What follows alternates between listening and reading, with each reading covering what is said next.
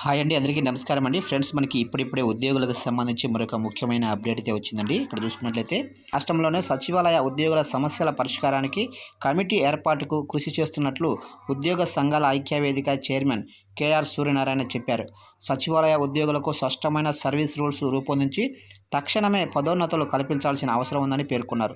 ఇక విజయవాడలోని ఏపీ ప్రభుత్వ ఉద్యోగుల సంఘ రాష్ట్ర కార్యాలయంలో శనివారం ఏపీ గ్రామ వార్డు సచివాలయాల్లో వివిధ భాగాల్లో పనిచేస్తున్న ఉద్యోగ సంఘాల ముఖ్య నేతల ఆత్మీయ సమావేశం జరిగింది.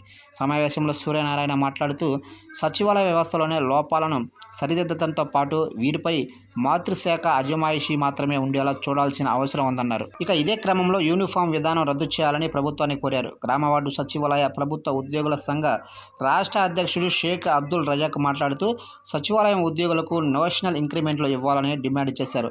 అదే సమయంలో రావాల్సిన బకాయిలను అందించడంతో పాటు ప్రొబేషన్ డిక్లరేషన్ నుంచి జూనియర్ అసిస్టెంట్లు పే స్కేల్ కల్పించాలని, బిఎల్ఓలకు రావాల్సిన గౌరవ వేతనం ఇవ్వడంతో పాటు సాధారణ బదిలీల అవకాశం కల్పించాలని కోరారు.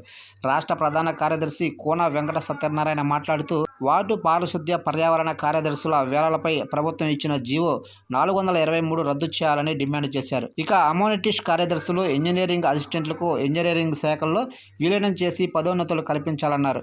ఇక వెల్ఫేర్ ఎడ్యుకేషన్ అసిస్టెంట్లకు, హాస్టల్ వెల్ఫేర్ అధికారులకు విద్యాశాఖలో పదోన్నతులు ఇవ్వాలని పేర్కొన్నారు. ఇతర సమస్యల పరిష్కారంపై ప్రభుత్వం చొరవ తీసుకోవాలని ఆయన కోరారు.